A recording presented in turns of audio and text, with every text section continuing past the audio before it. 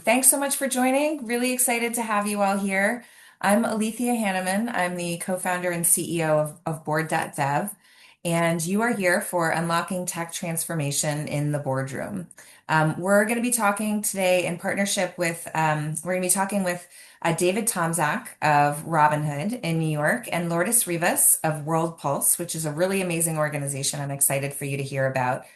What I'm going to do right now is tell you a little bit about the series, set the stage for why we're even having this conversation, and what we're talking about, and then we'll get right into it with our panelists.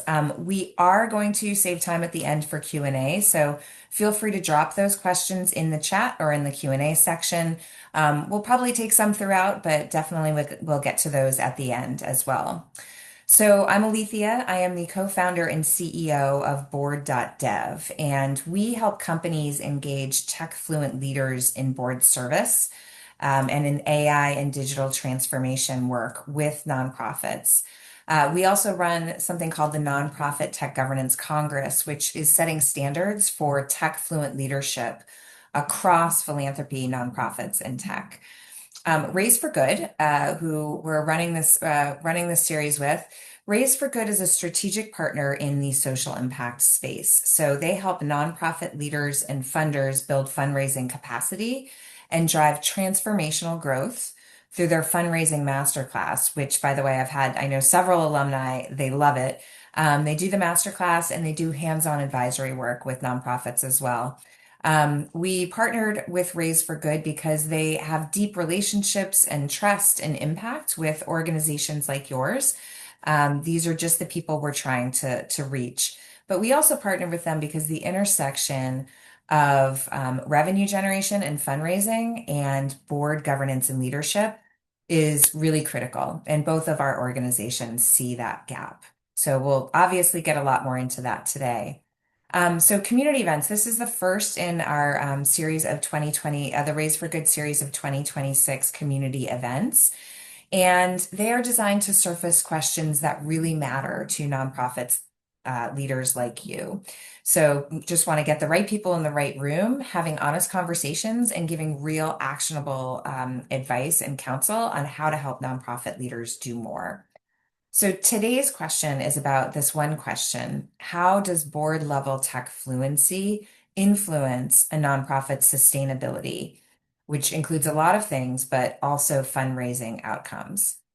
And we really wanted to include a funder perspective, a nonprofit leader perspective, and the governance expert perspective. That's me, because this isn't a problem that any one group is going to solve alone. Nonprofits have to, tell us what they need, and funders need to be supporting that as well. So I mentioned that this is part of a seminar series, or part of a community series. We are also working with Raise for Good on a tech adoption seminar series that we're running 3 times this year. So one in May, one in August, and one in November. And if you are a Raise for Good Masterclass alumni, you know the quality of the content that Raise for Good will deliver. So if the topics we talk about today, how to get tech fluent so that you can be more sustainable, if those topics really resonate with you and you leave thinking, wow, I need my board to and my leadership team to be having these conversations, you'll have an opportunity to go deeper in that series and talk about board engagement related to tech, board activation and fundraising related to tech, cyber risk and governance, AI oversight, all of that with a fundraising lens. And as with everything, we do and everything Raise for Good does, it's designed so you leave with something that you can really bring to your next board meeting. So if today is about the why should we even be worrying about technology fluency when we think about fundraising, which is probably the number one thing on your mind right now? If today is the why, then the series is more of the how.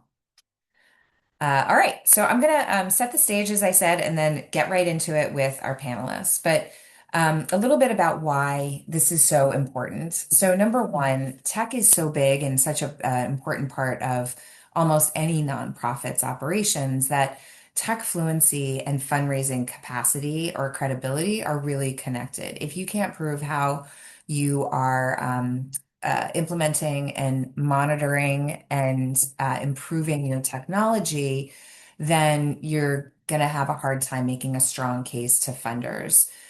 Nearly 9 in 10 nonprofit leaders say technology is essential to their fundraising success. And yet most, and this is a Chronicle of Philanthropy survey, yet most are saying, almost all are saying they spend less than 3% of their budgets on it, which is not a lot for something that is so, so important. The average for-profit company is going to be spending, of a similar size, is going to be spending at least double that. That's one comparison. And only 30% of nonprofit boards are actively discussing tech strategy, even though more than 75% of nonprofits expect to be using AI in some robust way in the next few years. So that's a big gap between boards, which are, the highest level of governance in an organization, critical to strategy and resourcing and accountability and risk management. What boards are talking about and what organizations need them to be talking about. And this is important to funders. We'll get more into this with David, but this is important to funders because they want their dollars to go further and they want their investments to be safe. And the better job you can do at showing that you're a great investment and a safe investment, the more you can build those partnerships. Quick note on, what we mean by tech fluency. We don't mean stock your board with technologists. That doesn't need to happen. Nor do we mean turn your board into your IT team. That would definitely not get you what you want.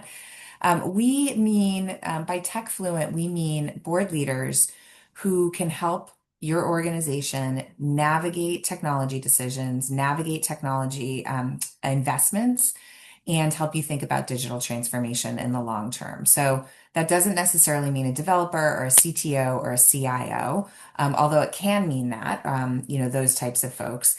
There are also a lot of functional leaders with tech fluency. So these are folks in finance, in people teams, in marketing teams, operations, and legal. Sometimes starting at senior manager and of course going up through the C-suite.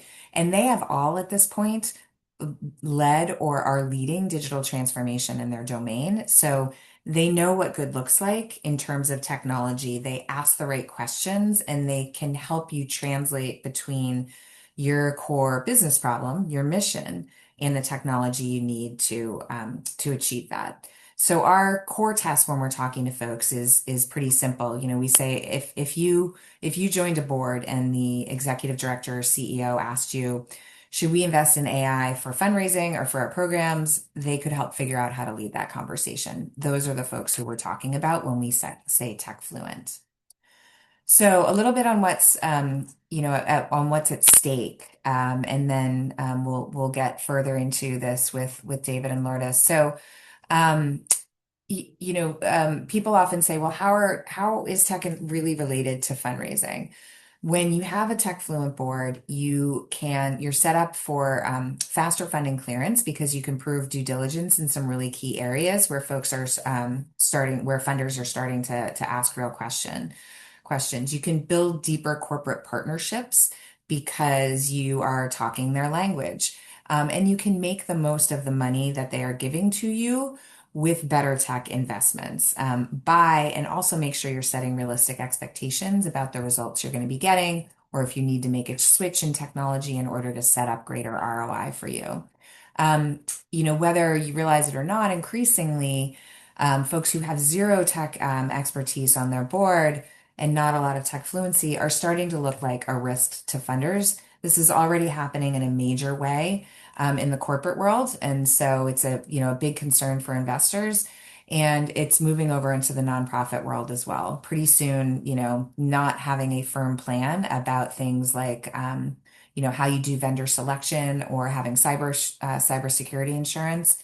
Pretty soon, that's not going to fly. So your board is a place where you can really help get ahead of that.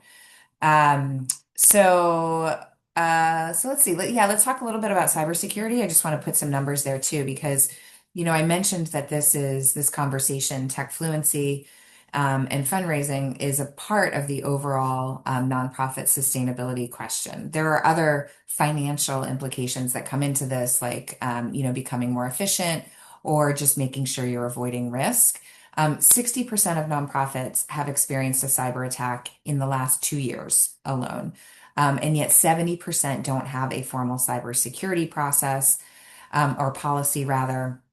The average cyber incident in the past has cost a nonprofit around $200,000, which is no small sum. But what we're seeing now is when employees are using AI tools, particularly tools that the organization has not reviewed or put in place holistically.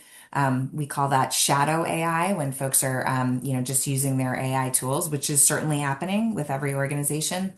When a cyber incident is related to that, the cost goes up to almost $700,000, which is going to take most nonprofits down, frankly, or many nonprofits down. It's pretty intense. So philanthropy is really concerned about this because they're funding tools and they are pushing and supporting organizations in using more technology. And yet, if they don't provide the governance and leadership support, then they're actually putting organizations at risk. So more tech funding is amazing, but we need some of that tech funding to go to leadership. So thinking about who's in the room here and why you're here. Most of you, many of you are familiar with Raise for Good's fundraising work. You're probably already using new technologies in fundraising. 30% of nonprofits are reporting that AI has already really boosted fundraising revenue, typically around 30% and more. Early tech adopters, organizations that are really tech fluent tend to have more diversified revenue streams. That's another reason to have a tech fluent board so they can help you make good decisions.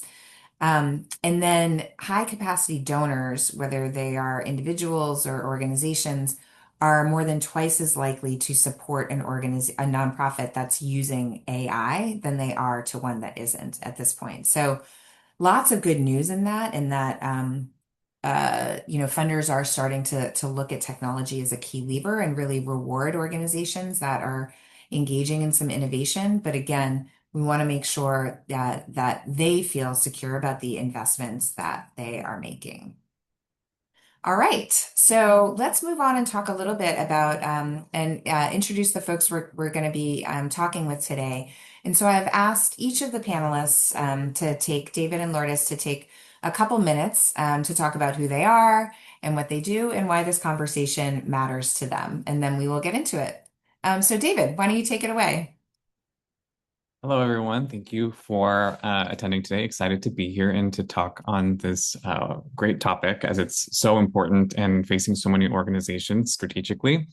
So my name is David Tomzak. I've been with the Robin Hood Foundation for about 4 years now. I lead our board placement program, which is a part of our capacity building support within our program and impact team.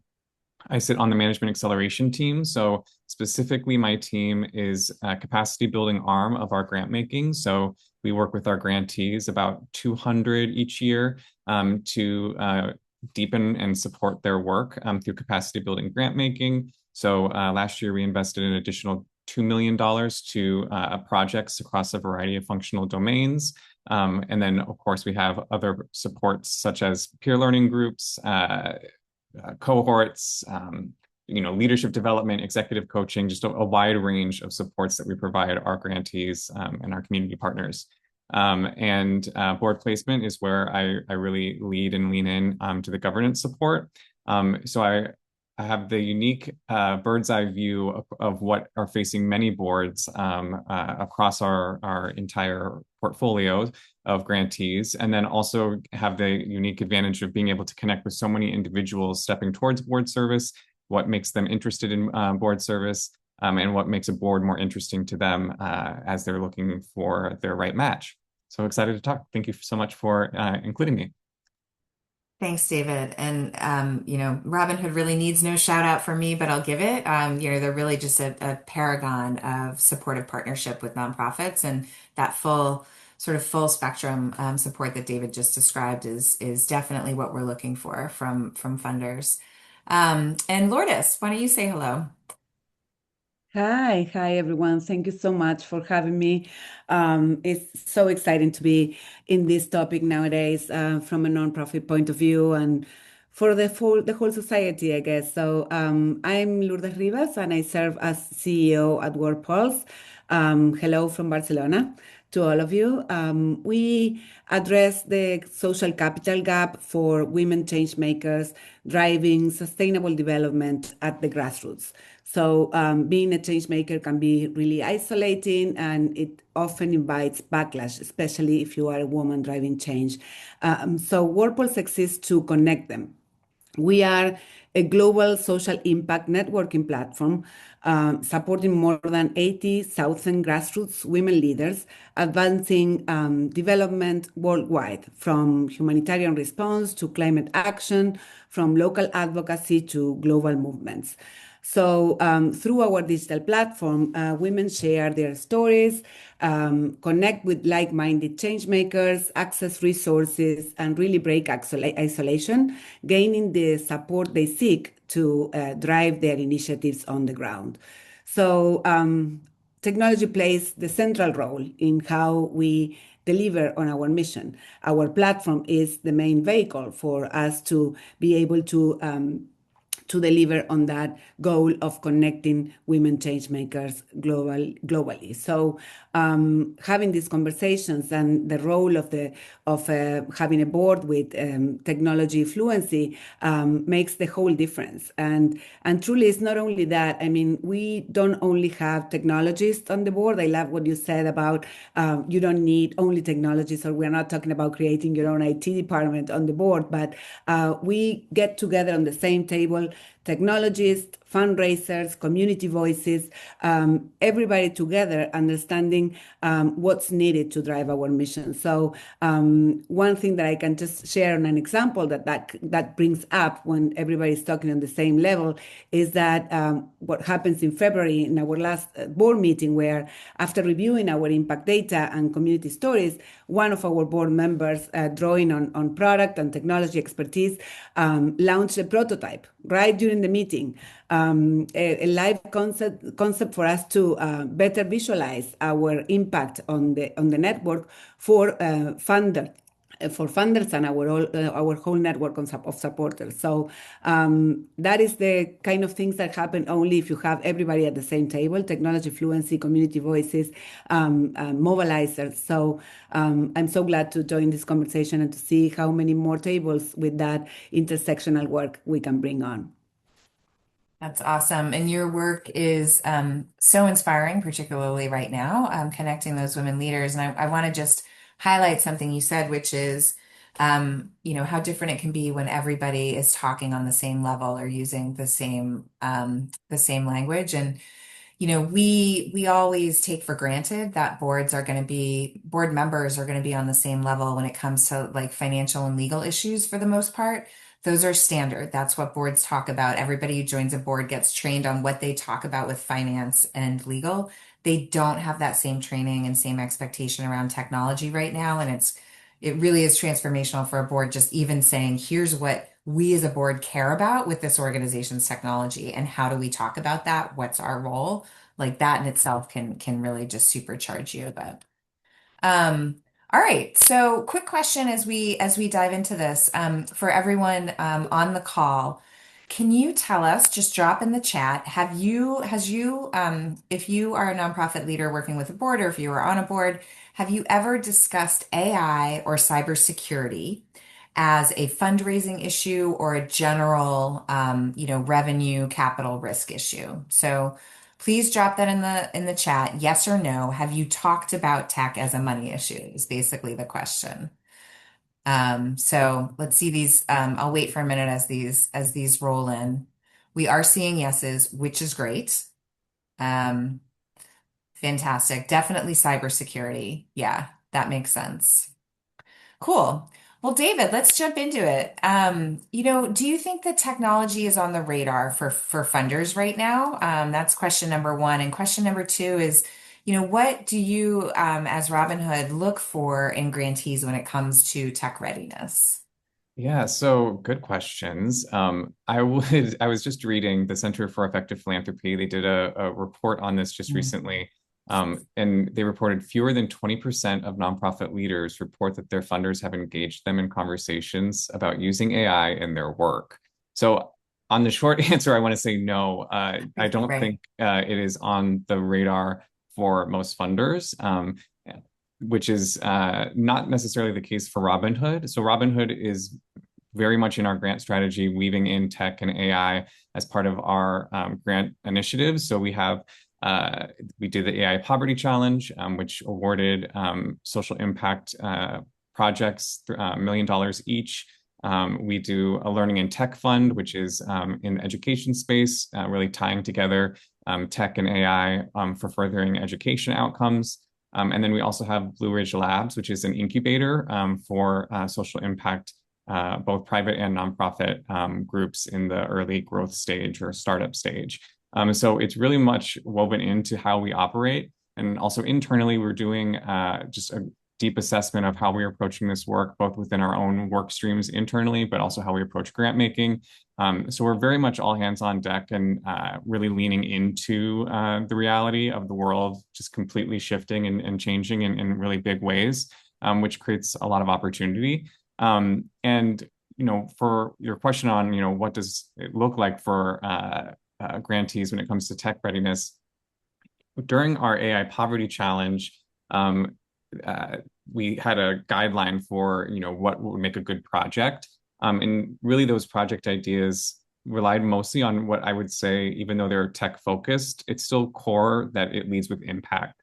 So project ideas, is it impactful? Are you doing it responsibly? Is it scalable? Is it feasible? So although they were AI focused and tech really, tech focused, it's still that core from a funder's perspective. First and foremost, it's always going to be impact, and tech is a great way to create that and further that. But it's still going to be first and foremost, what impact are you making? And then communicating around as you're looking at that impact, how can tech enable that, further that? And so just want to mention that Robinhood, first and foremost, is a very metrics focused funder. We have a rigorous annual reporting, and the standards that we hold for our organizations are quite high. So even though tech is a part of that strategy, we still lean and focus in on metrics first. So also wanted to kind of set the standard of, as we think about this as a topic, tech should not be replacing the first and foremost priority of your overall impact. Mm-hmm. Love that. And two things I would highlight is number one, that CEP report is really helpful. And I would just, I would double click on that. We're not saying that all funders are asking about technology right now, but they are increasingly starting to, and that's where we want organizations to get ahead of it so that they feel prepared. We're not rolling back the clock on AI. We're not going to go back to pre-AI anytime Yeah. soon. I don't think so. That's one thing to think about. And then really love that you highlighted that impact piece. That's the reassuring thing is, I've heard from some organizations who say have felt pressured, like, oh, I feel like I just need to like do something AI to make myself shiny. And that's not the goal. And it really isn't the goal for funders like Robinhood, is what you're saying. Like, we want you to be thinking about new technologies or existing technologies, but just think about them smart and start making the link between your mission and values and those technology bits, which is where a board level conversation can be really helpful, I think. Absolutely. And for Robinhood, our North Star is, our guiding value is where you start in life does not have to be where you end up. So any case that can be made, whether it's through technology or something that's direct service that isn't AI focused, that can be helpful in that, is really the core priority for us. And I think that would be the case for most funders, I would say, is one funder is one funder. So as you're approaching Mhm. funders, always understand what their priorities are, what their guidelines are. And that's always going to be the strongest case to lead. And so if there is a technology case to be made, always Yeah. make sure that it's connected to that impact piece and aligned with the goals of the funder itself. Yeah, that makes a lot of sense. Um, well, you described Robinhood's sort of broad portfolio of, the ways you invest in your portfolio rather. How would you say you think about ROI when it comes to funding leadership stuff versus funding tools?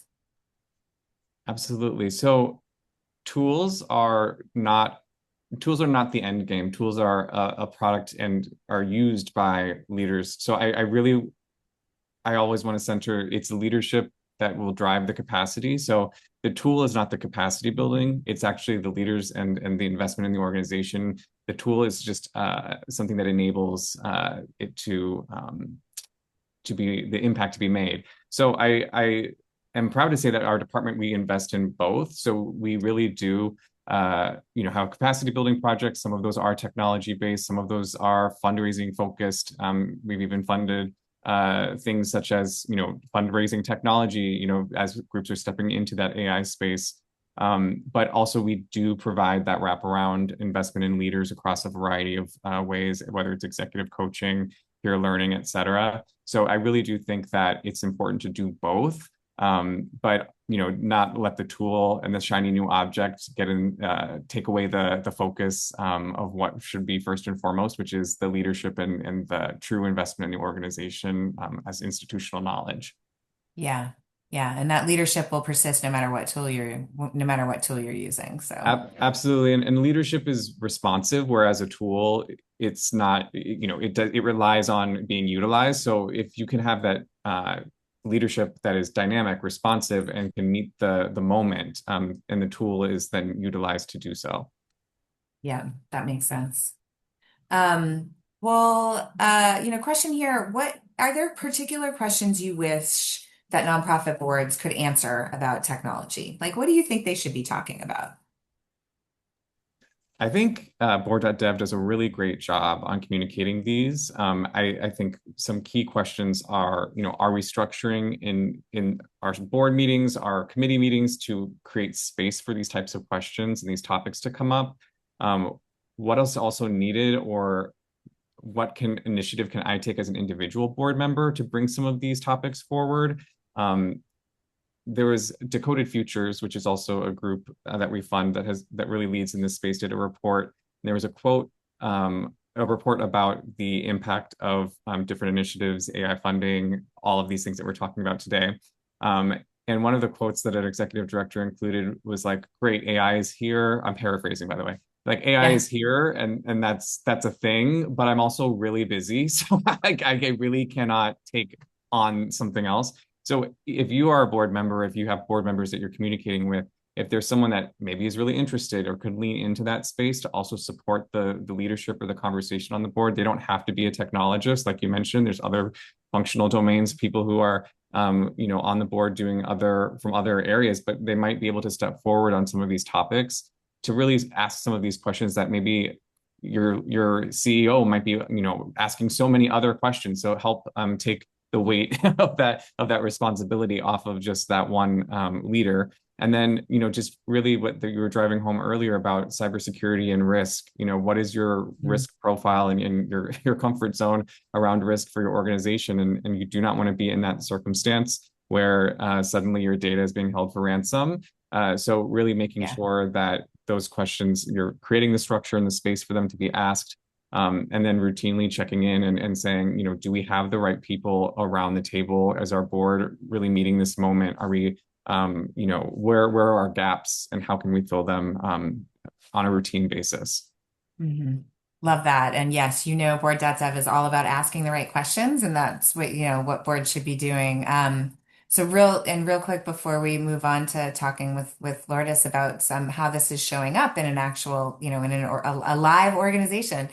Some of the things we've heard that I think, you will start to see as new technologies like AI are around for a little bit longer. But, funders are, as David described, often funding tools, but they want to see the ends. And what gets in the way can be very often related to leadership, and specifically board leadership, because boards are the ones who are going to both authorize R&D to begin with, and then really support like ongoing initiatives.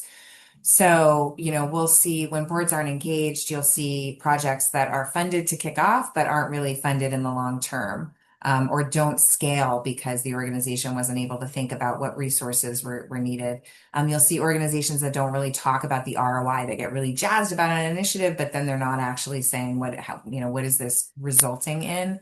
You'll see projects that get way more expensive than expected, because right now we don't really have a great grasp of what it's going to take, particularly as companies are frankly changing their pricing models, right?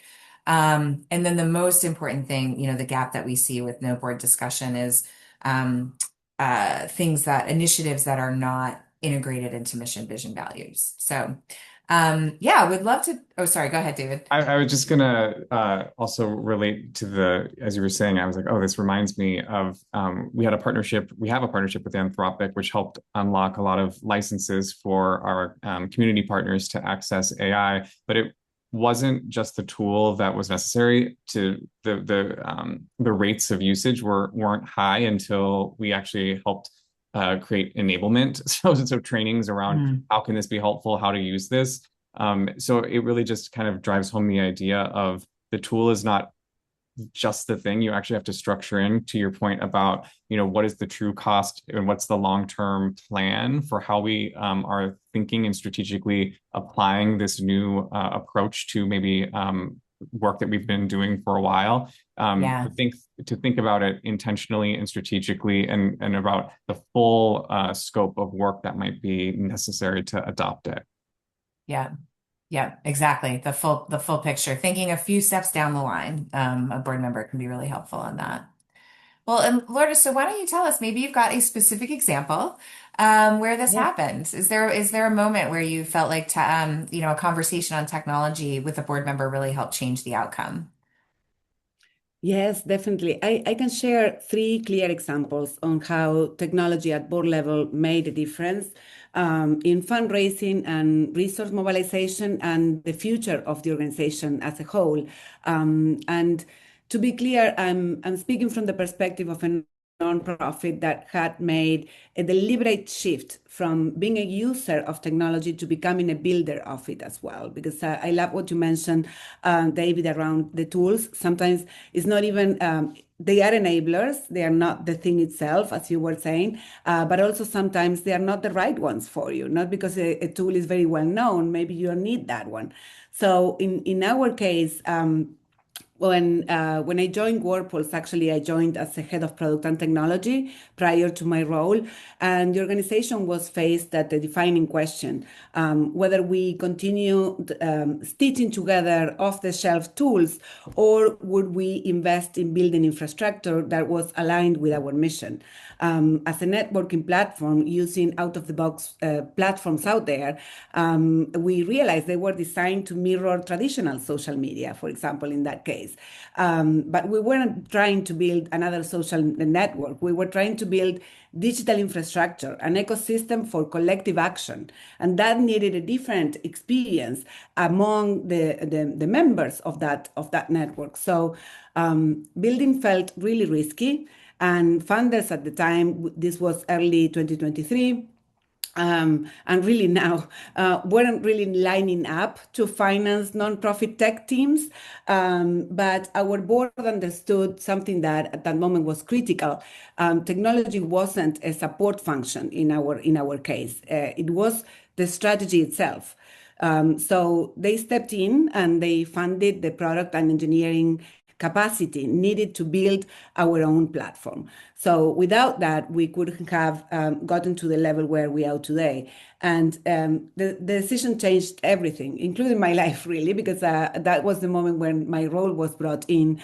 But we moved from cohort-based programming, which was limited, time-bounded impact, to continuous, scalable digital ecosystem where thousands of women can connect, lead, and mobilize in real time. When that was usually dependent on our own capacity as an organization to run a training program, for example, or to run a particular initiative. So now with that infrastructure, we became enablers so that they can drive those initiatives together and they can drive that change by themselves. So technology stopped being a set of tools we managed and became the vehicle for mission delivery at scale. We kind of were able to reproduce in a digital ecosystem all the learnings of a 20 years of organization running cohorts and programs into a digital experience. So that was because of the board stepping up as fundraisers themselves for the first team that started this platform. The second piece is how tech fluency creates the flywheel of opportunity, I would say, because we had a tech fluent leadership team on board, and that's the reason why we were selected to join, for example, Okta Nonprofit Technology Fellowship, where we met Board.Dev, and through that ecosystem, we it led to many opportunities, even to a new board member with deep expertise on identity management, something really important if you are running a networking platform. So from Okta as well, we got funding support at that moment, so that became also a funding opportunity. And that same tech credibility also allowed us to activate a volunteering engagement with a funder from that we had for a few years already, but this type of engagement was not happening, where it was Equinix, and through their volunteering program, we got access to data analysts, engineers, AI specialists who work together with our very small internal tech team, but to build our data infrastructure. That positioned us to become AI ready in our with clean, structurable data. And that wouldn't have happened if we didn't have tech fluency internally. Even if volunteers are available from those organizations, you need internal support for that to happen and for that to be able to have an impact, because they don't have organizational knowledge, right? They could have the technology knowledge, but they need to understand why we're doing what we are doing, how we need to design something that actually turns into impact, as David was saying. So that's the second one, how you can unlock more opportunities. And then the third one, I think it's also touching base on everything that you were saying around the right questions from the board, but not always being the most expert in a particular area. But we did a shift in how the governance was designed. So when the board asks the right questions, more often than not, you don't have an answer to those, because that's the main key, right? That they unlock and then they surface issues. So that happened a lot at some point while building technology. So we created what we call a global advisory network, which is private sector leaders from different areas, financial, technology, of course, as well, product design and nonprofit leaders as well, working on the ground, that step in whenever expertise is needed. So sometimes if the question doesn't have an answer within the group, we can call out to a network of over 50 leaders that support us on one-off basis.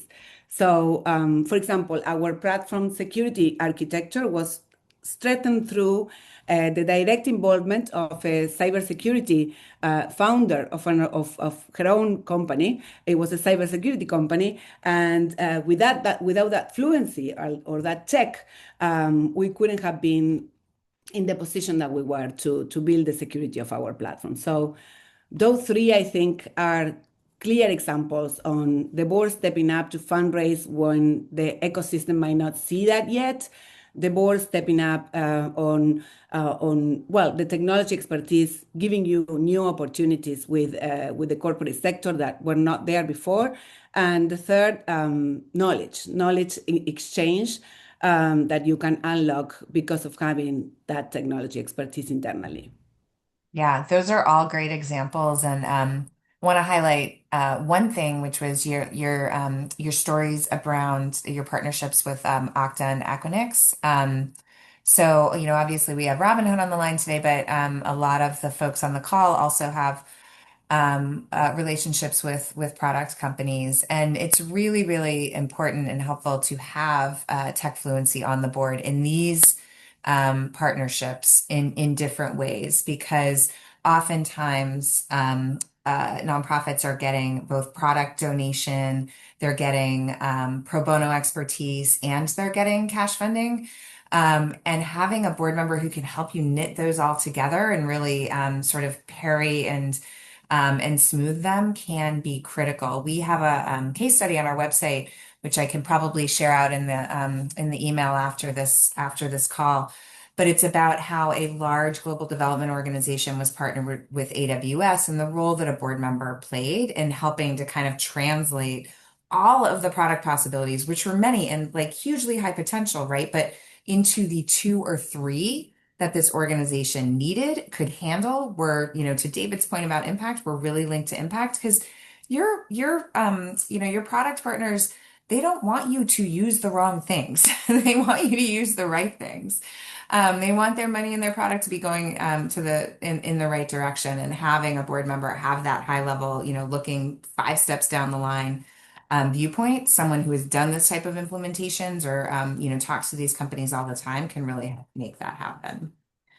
Yeah, I'm sorry. I think that you said a very key word there about translator. Actually, out of the fellowship with Okta, my article was around, as a deliverable, was around how much needed of a translator between the two worlds is needed, both not only on the nonprofit sector for technology, but also on the private sector when they need to understand as well what are the things that are happening within the organization and why those tools could be important.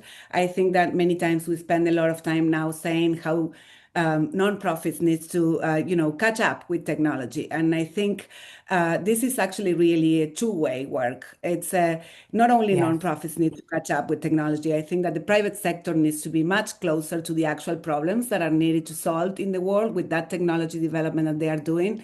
And I think that when that conversation happens, it unlocks new things on both sides, not only for the nonprofit, but also in the knowledge that these leaders that are engaging with nonprofits are bringing into those private sectors with a new view on how their own products can be better for use for better solutions. Yeah, that's a really, really great point. And I have been really excited to see some of the partnerships, like David mentioned, with Anthropic. There are a lot of really amazing partnerships going on, not just direct with nonprofits, but with funders who are seeing their work closely. Well, I'll do a couple more questions, one question each for David and for you, Lourdes, and then we'll open it up to questions from the audience. So Lourdes, one thing, what would you tell a peer executive director who said, I don't know, my board is just not a tech board. I'm not sure I want to invest in, getting them talking about tech. What would you say? Well, I would say, really, together with what I just said, I feel that many times when the board is not tech fluent, it's less about intention and more about distance. Distance between sectors, distance between impact and innovation, distance in our mind on why are we going to reach out to this particular person with that particular profile when I'm working in this social sector that is completely different. So the first thing I would say is break that, build bridges, open yourself up to conversations with technology leaders just to learn more about the innovation that is happening in the sector, maybe. And then from there on, that will lead to understanding why that person might join the board, or it could be an advisor for yourself, or why you need technology internally. I mean, there is a lot about, I am reiterating myself, but I think it's really important. Sometimes those technology leaders think that they come to give, but they also come to gain. They gain perspective, they gain context of human consequences of technology, and it's all about opening up those dialogues. Really not feeling that these are two completely different sectors, but really sectors that are complementary, and that the most amount of bridges that we build and more conversations we build, the more we are going to make sure that technology enables impact, as David was saying, instead of just being a buzzword or the new tool that we need to implement. So yeah, I would say open up conversations, and start learning more about different areas. And even if you don't have technology in mind in your own organization, sometimes talking to someone that has the full view of all the broad aspects where technology can play a role, it might lead you to actually start thinking about where technology can actually scale your impact. I think that is both an enabler and its capacity. Nonprofits are always, we are always resource constrained. And what technology can do right now is to offer us those automations that they need the right governance, they need the right support, they need the right knowledge to be implemented. But many times it could save you a lot of time and allow you to focus on the actual mission. And for us, it meant that. So I would say really understanding where you can use it will be coming from a conversation with someone very close to that innovation, but really open to listen to those closer to the grassroots issues. Well, I'm sold, but that's not surprising. Um, okay, I'm going to turn to David now. David, would you say that funders should be asking grantees about board level, tech fluency or readiness? What should they be doing right now? Based on the statistic earlier, I will say funders should be asking more. It seems to be the case empirically, but yes, I think always it's good.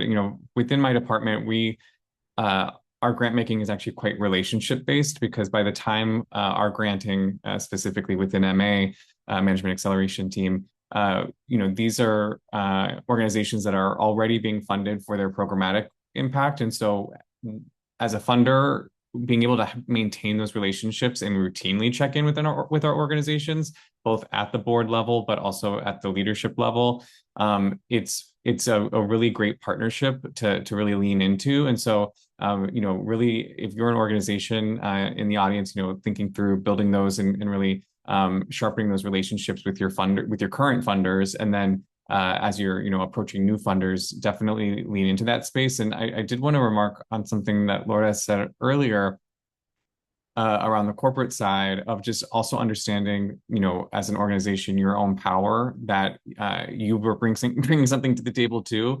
So many corporate social responsibility, they have experts in the field that are looking at their bottom line, and your organization might be part of what helps their end goals as well. So like I was mentioning earlier, understanding what their priorities are, what their goals are, to help you align for the right partners, and then also to be careful about and to tread carefully within that space, to make sure that if someone is offering you a pro bono engagement, that it will actually be impactful.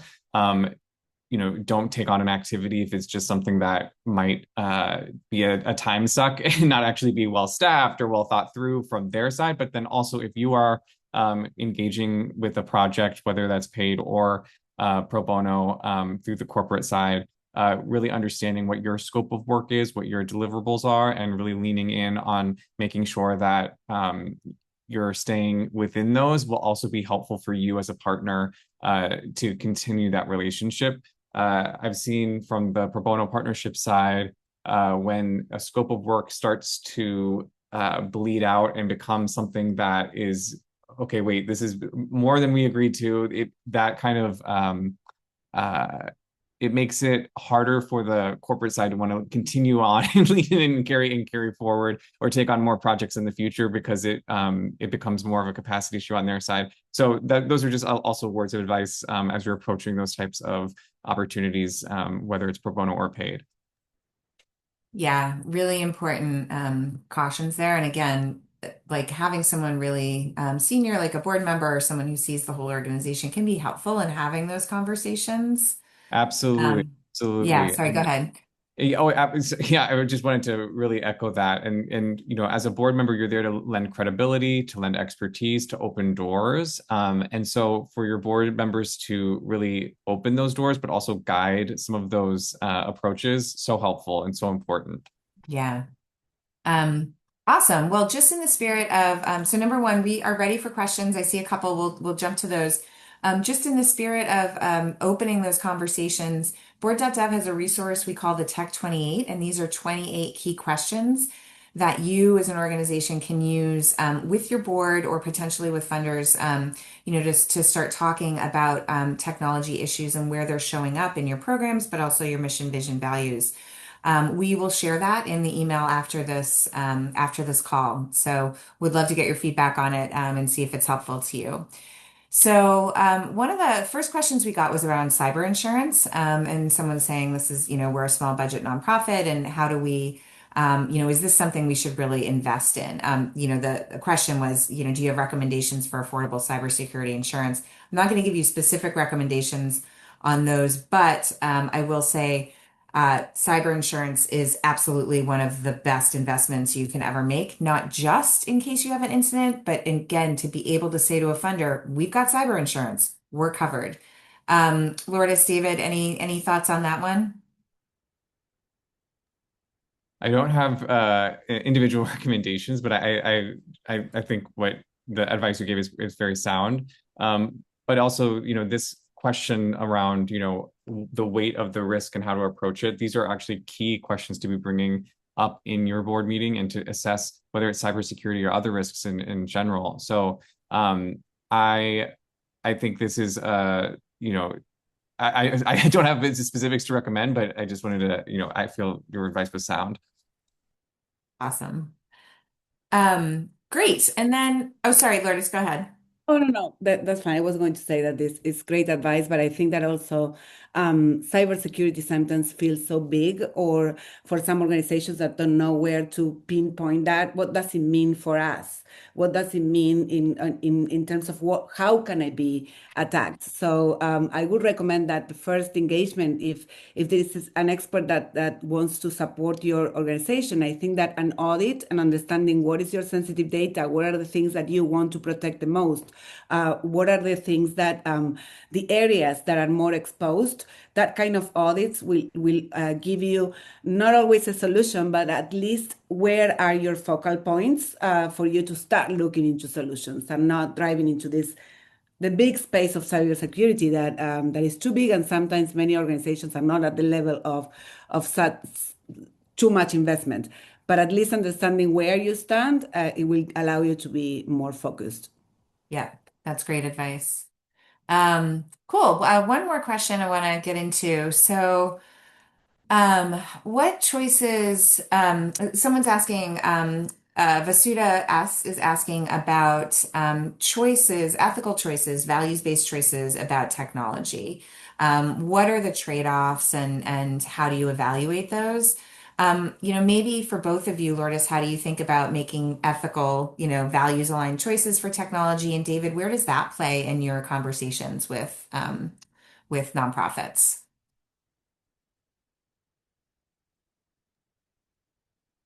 Definitely developing a framework around this. What is as an organization, what are our values? How do we approach these opportunities aligned with our values? I think that is a great board exercise. And Board.Dev, I think you have also provided trainings and resources on this advice as well. So definitely want to shout that out because I think there's so many great resources to guide these very important conversations. So definitely check out the resources provided.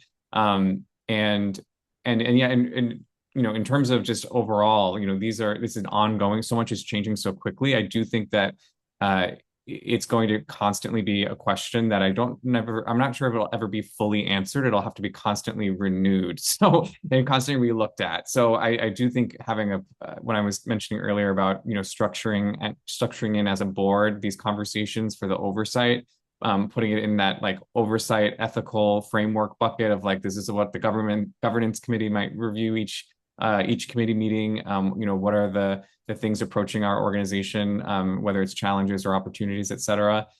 So building in that structure and that framework, I think would be the best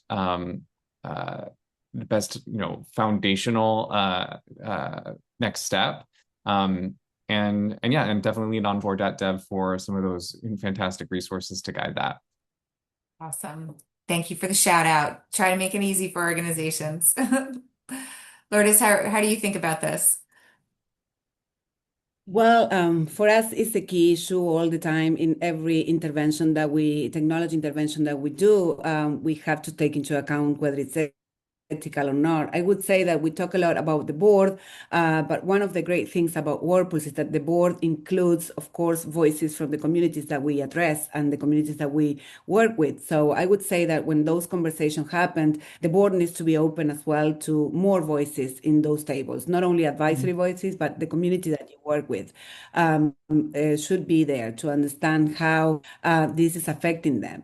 And the other piece is as well knowing the tools, because sometimes you start talking about how ethical you want to be about this. And again, same as cybersecurity, you could be trying to solve the whole AI ethical issue in the world rather than what happens within your organization and what you need to be careful with. Everybody's working on ethical technology. Oh no, I wish everybody, but many people are working on ethical technology. So, but really, how that affects you might be a little bit shorter or more narrowed than solving that big issue that is out there for all of us to Yeah. think through.